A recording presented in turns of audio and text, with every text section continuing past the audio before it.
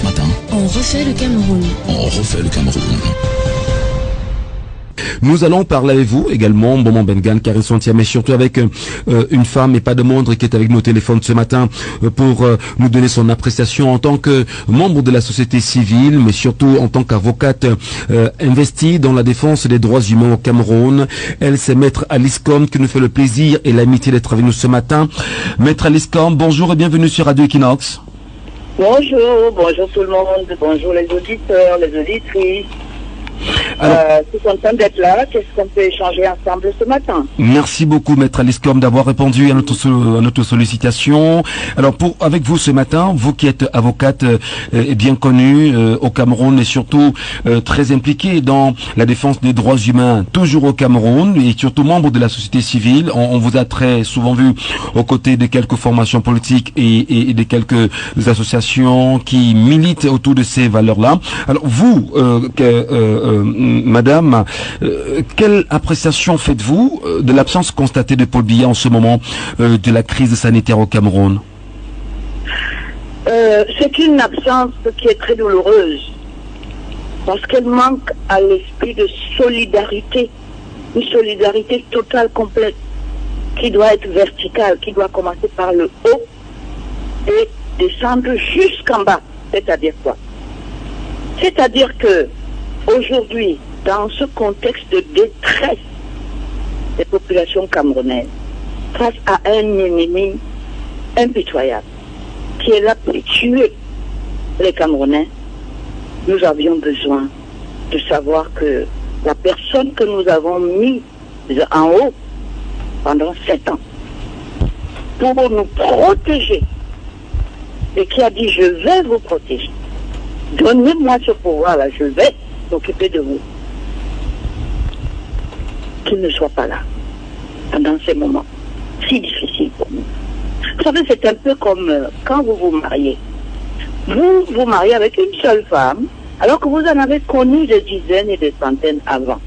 Mais celle que vous allez amener chez le maire, eh bien, celle-là, elle accepte des obligations vis-à-vis de vous. Et réciproquement. Mais le maire lui dit aussi qu'elle a des droits. C'est un peu le contrat qu'on a signé avec le président de la République élu. Ce contrat-là, c'est la Constitution qui commence par quoi? Par la Déclaration universelle des droits de l'homme. C'est-à-dire que à chaque fois qu'il y a le mot droit de l'homme quelque part, automatiquement, il y a obligation de la part du président de la République. Obligatoirement. Cette obligation, c'est une obligation de protection. Et qui peut nier aujourd'hui que les Camerounais et les Camerounaises sont en grande difficulté dans un contexte où pendant 38 ans, il a été président pendant 38 ans. Ce n'est pas qu'il prend un pays que quelqu'un a mis par terre et où il va vous dire, bon, ben, écoutez, on va d'abord serrer les ceintures pour remplir les caisses. Il a pris un pays depuis 38 ans. Et le droit numéro 1, c'est de faire vivre les Camerounais, de respecter un droit à leur vie. Et aujourd'hui, on nous dit, lavez-vous les mains. Est-ce que sur 38 ans, l'eau étant la vie, il nous a donné l'eau? Non. C'est un constat triste. C'est un constat douloureux. Ça fait partie de ses devoirs. De s'assurer que tous les éléments nécessaires à la vie des Camerounais sont réunis et qu'il le leur a donné. Et on a une société qu'on appelle Camerounais ici, hein, qui ne couvre même pas 20% au moment où Corona vient. 20% de quoi? La population nationale ou uniquement celle... Nationale. On n'a pas 20% de Camerounais qui ont l'eau courante à la maison. D'accord. Voilà. Et on vous dit, en ayant la conscience tranquille, lavez-vous les mains plusieurs fois par jour. Avez-vous donné de l'eau? On a le droit à la vie, on a le droit à l'eau. Est-ce que ça ne correspond pas à une obligation de votre côté de nous donner de l'eau? Même pendant cette période difficile, où vous pouvez au moins organiser la collecte de l'eau. C'est-à-dire que dans un quartier, vous n'avez pas d'eau chez vous. Vous avez un voisin qui en a, qui lui est un abonné de Camwater. Tous les jours, vous achetez de l'eau chez lui à coût de 5 litres, 5 bouteilles, 25 francs, 54 francs. C'est le cas d'une de mes proches, qui habite au quartier, il n'a pas de robinet. C'est des faits, c'est le concret. Mais vous lui dites, lavez-vous les mains. Mais dans sa maison, il y a 4 enfants. Donc il faut laver aussi les mains des 4 enfants. Sinon ça ne sert à rien. Et il y a un mari. Ils sont 6. Il n'a pas d'eau. Ça veut dire quoi? Ça veut dire que son salaire, son budget eau, va être compliqué pour qu'il puisse exécuter les instructions que le Premier ministre envoie jusqu'au... Voilà la solidarité. C'est la solidarité en droit, pas seulement en devoir. Pourquoi on a transformé le président de la République en simple père grand-papy Poitard? C'est-à-dire qu'on l'a amené à instaurer le droit de la force, pas la force du droit, des devoirs. Vous voyez que quand on arrive devant un tel désastre, et en plus de ça, il n'est plus là. On ne l'entend pas. On ne le voit pas. Il ne participe pas à cette solidarité dont il devait être le premier. Mais vous dites qu'il ne participe pas. pas. Après des démonstrations sur le terrain, vous comprenez que la situation est très grave et très préoccupante. Effectivement, regardez le monde entier. Tout le monde a respecté. Tous les chefs, les dirigeants du monde entier ont respecté ces prescriptions de l'OMS en disant le combat est tel que, vous savez, hier il y a eu 1000 morts en Angleterre, 2000 aux États-Unis le même jour. Imaginez, bon, les États-Unis ont combien? 300 et quelques millions d'habitants. Nous, on n'est que 20 et quelques.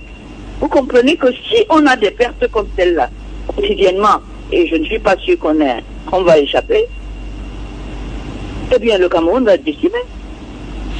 Si on ne fait rien. C'est pour ça qu'on a besoin qu'on nous explique qu'est-ce qu'on fait, qu'est-ce qu'ils font pour protéger leur population. C'est le moment.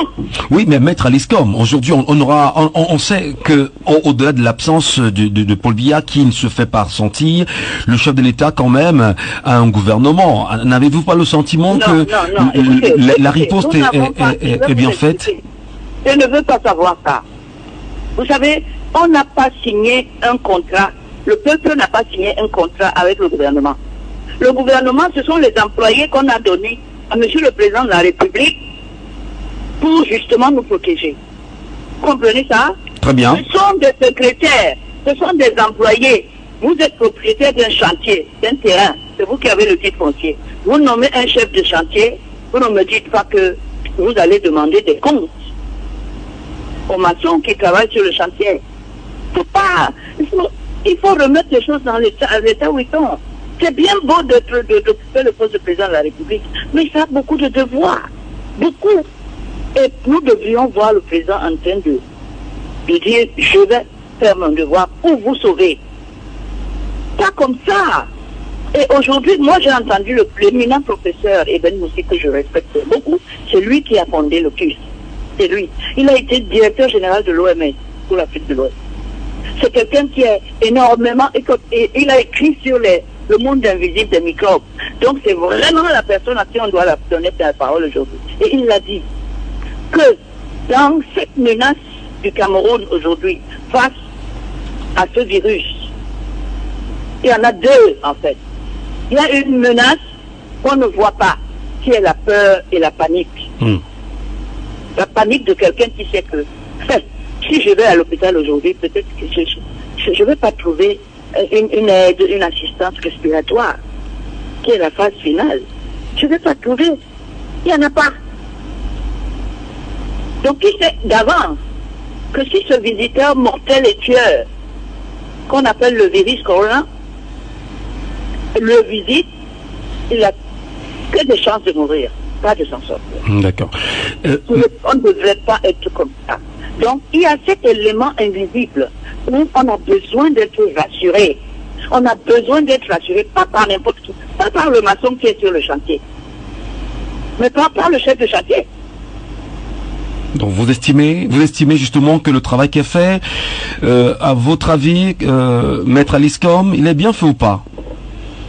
Écoutez, vous savez très bien, et regardez tous les discours des ministres depuis avant cette histoire.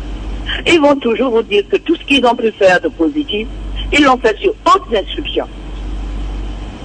Donc ce sont des gens qui ne sont pas formatés pour travailler en dehors des instructions. Ils ne savent pas prendre des initiatives heureuses. Ils vivent dans un environnement où on les a habitués à faire deux opérations. La soustraction et la division. Ils n'ont pas été formatés, ils ne sont pas là pour travailler pour la multiplication et l'addition. Le régime repose sur la division, qui peut aller jusqu'au tribalisme, jusqu'à tout ce que vous voulez, et l'exclusion, c'est-à-dire la soustraction. Si vous êtes avec nous, vous pouvez. Si vous n'êtes pas avec nous, on rejette. Vous êtes jeté, même en prison. Il le faut. À vous entendre justement. Alors, à ce moment-là, ce ne sont pas ces outils ni ces valeurs-là qui ont cours pendant une période de grande détresse et de menace mortelle pour les Camerounais. Ce n'est pas ça. Nous voulons que celui qui incarne l'unité l'incarne visiblement pour nous rassurer. D'accord. Celui qui rassemble. Actuellement, j'ai demandé au ministère la possibilité d'aller installer en prison des usines de fabrication, des petites unités de fabrication de masques localement. Ils sont confinés involontaires. Et on leur apprend comment fabriquer les masques déjà en papier pour qu'ils se sentent justement soutenus. Pour qu'ils sentent qu'ils ne sont pas seuls. Ils ont besoin d'espérer aujourd'hui. Ils ont besoin de ça. Personne ne me répond quand il s'agit d'avoir accès à la prison. Personne. Moi, je ne suis pas parti politique quand même. Non seulement je suis avocat, c'est-à-dire que normalement j'ai un accès à la prison. Mais si on sait que je vais apporter quelque chose pour les prisonniers, c'est-à-dire démontrer qu'en face, pour eux, ça veut dire que si on va aider les autres, sans passer par eux, ça veut dire on les a mis nus. Regardez ce qu'ils nous ont donné. 1 milliard. 1 milliard. Partagez ça en vertical, combien de personnes connaissent? 25 millions, ça fait 44 francs, pas camerounais. Rien du tout. Surtout dans un environnement où ils n'ont rien préparé. On n'a pas d'infrastructure hospitalière, sanitaire, déjà, d'avance. Pour dire que bon, avec ça, rien. C'est un gouvernement qui n'a pas l'habitude d'agir dans l'intérêt des populations. Je ne les blâme pas, hein. Ils n'ont pas été formatés comme ça. C'est pour eux. Ils travaillent pour eux, pas pour nous. Et malheureusement, la preuve du président aujourd'hui, à nos côtés, pour nous rassurer, montre qu'effectivement, toute notion d'intérêt général est absente de leur politique. On vous comprend très bien. Déjà, mais ils en font la démonstration urbi et orbi. C'est-à-dire ici, et le monde entier voit ça. Vous avez vu la vieille reine d'Angleterre, elle est plus âgée que le président. Hein. Elle est plus âgée. Et elle est monarque. Mais elle se soucie quand même de ce sujet. Elle s'est montrée en masque et tout. Et je vous assure que ça rassure.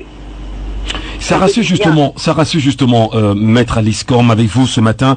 On le sait également, malgré l'appel du directeur de l'OMS, Tedros Abraham Ghebreyesus, qui a appelé bien évidemment le chef de l'État à contribuer à stopper bien évidemment l'évolution du Covid-19 qui pourrait justement faire tant de dégâts, pas seulement en Afrique mais aussi au Cameroun. Alors, vous qui êtes, vous aussi en tant que membre de la société civile, au-delà des appréciations, que dites-vous bien sûr à la population? Je dis à la population, organisons-nous. Organisons-nous selon cette structure verticale. C'est-à-dire ceux qui peuvent, sur leur nom, comme le fait le professeur Kamto aujourd'hui, comme le fait la CPD, c'est-à-dire la Cameroun Patriotic Diaspora, comme toutes les bonnes volontés. Mettons-nous ensemble. Les Camerounais sont-ils abandonnés, c'est ça? Pardon, Cameroun, pardon? Les Camerounais sont abandonnés alors? Mais complètement, est-ce que c'est pas visible à l'œil nu? C'est pas moi qui le dis, c'est évident. On ne conteste pas les faits. Mais qu'est-ce que le président va nous dire demain lorsqu'on va commencer à avoir des millions et des millions de morts? Il va revenir nous dire qu'il est notre président et il va nous porter à quoi? À se mettre autour de lui et avec lui. Mais quand il n'a pas été là au moment où on avait besoin de lui. Mais comment on va gérer ce pays après? Comment? Vous voyez bien, le ministre de l'Art n'intervient que pour dire l'argent l'a donné chez nous. Et c'est ça qui l'intéresse. Cap sur l'argent. Toute la collecte, le président a déjà créé encore. Mettez dedans. Vous voyez bien que ce n'est pas notre intérêt. Or, mettez dedans, dans un contexte où ils ont brisé toutes les chaînes de confiance qui doivent exister entre un dirigeant et ses administrés, ils ont brisé ça. Par tous les moyens, les preuves ont été éclatantes. Ça s'est montré par contre. Le président s'est présenté, il a dit voilà, donnez l'argent, on va mettre la canne aura lieu. Lui-même, il s'est engagé. Il a parlé. Et on sait ce que ça a donné. Aujourd'hui, vous voulez que par la force, le droit de la force, qu'on vous fasse confiance et qu'on vous dise que, même absent, vos membres du gouvernement qui n'arrivent déjà même pas à être à avoir une coordination qui tient la route, on est obligé de leur rappeler ça. Ou c'est la cacophonie en tout le temps. Vous voulez qu'on vienne encore vous donner de l'argent alors que le premier de celui avec qui on a un contrat, c'est-à-dire le président, la Constitution, qui a des devoirs, qu'il a solennellement, sous serment, qui s'est engagé à faire pour nous. Vous voulez qu'on aille encore, puisque c'est ça l'objet, je vois que toutes les gesticulations de M. le ministre, c'est pour que l'argent n'aille pas ailleurs, qu'il aille chez lui, qu'on ne voit pas qu'ils n'ont rien donné, qu'ils n'ont rien fait, qu'ils sont seulement des mendiants, qui sont seulement des gens qui vous fouettent pour que vous donniez de l'argent. Au moment où de vous le faire gagner, ils ne sont pas là. En tout cas, Maître Alice Combe, vous restez avec nous, vous êtes en ligne. D'ailleurs, il est important de rappeler que dans cette session de On refait le Cameroun ce matin, nous parlons avec Maître Alice Combe. Je suis pas seul. Karine Sontia. Maître Alice Combe, vous semblez aussi critiquer cette cacophonie au sein du gouvernement par rapport à la gestion de cette crise. Sauf que on voit aussi que au sein de l'opposition et même de la société civile, il y aura aussi une cacophonie des actions. Est-ce qu'il n'est pas temps peut-être aussi de la société civile d'opposition de se joindre pour faire parce que ça pourrait aussi créer un désordre sur le terrain? Non, ce problème, on en a discuté par exemple dans le cadre de la Cameroun Patriotique Diaspora. Je dis non, si on fait ça, on va accréditer la thèse du ministre de la Terre, c'est-à-dire que tout l'argent doit aller dans une poche. Non, au contraire, il faut voir qu'il y a un foisonnement d'initiatives dans la société civile. Parce qu'à un moment donné, ceux qui ont eu beaucoup d'argent vont financer les activités sur le terrain. Parce que quand l'argent va rentrer, parce que M.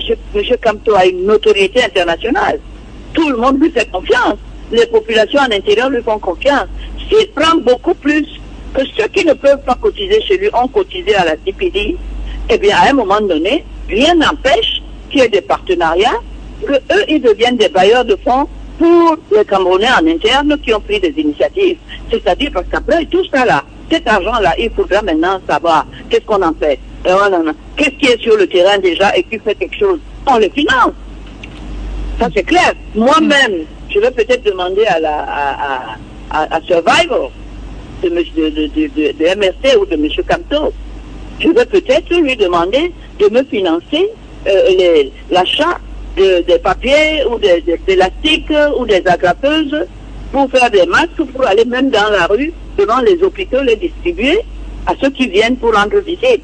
Il y a peut-être, ou les casernes. Si on me refuse, je peux faire ça. Parce que moi, je n'aurais pas pu amasser suffisamment de moyens pour faire ça, alors qu'il y a une volonté.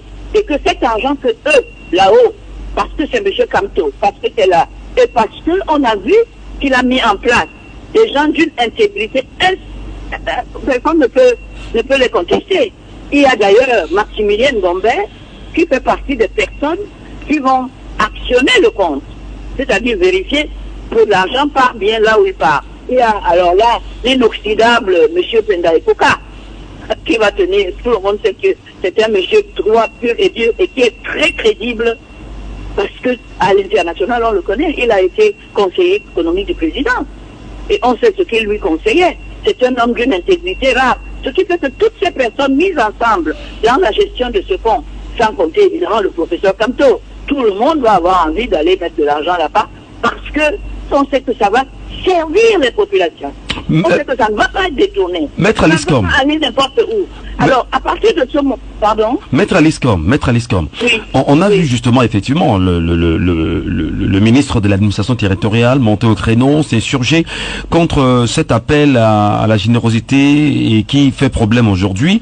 Est-ce que vous, dans le CPD, vous avez au moins respecté la loi de 83 concernant justement cet encadrement-là? Il faut que je vous dise une chose. Cette loi-là n'est pas applicable. Vous savez, vous pouvez faire des lois et ces lois ne sont pas applicables. Vous savez, on a 3 catégories de lois. C'est dans la Constitution, à l'article 45. On a 3 catégories de lois. Une seule s'appelle loi. C'est pour ça que les gens se trompent. C'est la loi qui est votée par l'Assemblée nationale. Une autre, c'est une loi votée par l'Assemblée nationale, mais on l'appelle la Constitution. C'est toujours une loi. Et une autre qu'on appelle les traités qui ont été signés et qui ont été ratifiés, qui sont aussi des lois. Il y a 3 catégories de lois et qui sont étagées. Et ça, c'est l'article 45 de la Constitution qui le dit. Et qui dit que il y a donc cette hiérarchie des normes. C'est un principe, la hiérarchie des normes, qui découle de cet article 45. Mais à côté de ça, cet article 45 dit que dans la hiérarchie, c'est la loi internationale qui prévaut. Les règles de droit international sont au-dessus même de la Constitution. À plus forte raison, au-dessus de nos lois. Nos lois doivent être prises en conformité avec les principes qui sont édictés dans les lois et les traités internationaux, ou les conventions, ou les pactes, ou les déclarations universelles qu'on a ratifiées. Et la Constitution commence par notre engagement du peuple camerounais à son attachement aux règles qui sont contenues dans la Charte africaine des droits de l'homme, dans la Charte des Nations Unies. Ce sont ces principes. D'avance, le peuple camerounais y adhère. Et d'avance, celui qui a prêté serment sur la Constitution se fait l'obligation, quand il légifère à l'Assemblée nationale, de les respecter.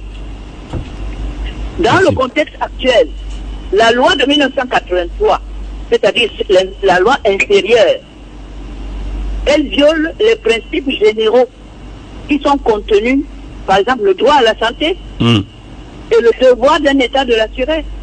C'est pour ça que l'OMS et l'ONU, vous savez qu'il n'y a pas que l'OMS, il y a le secrétaire général de l'ONU, parce que c'est lui le patron qui gère les droits humains.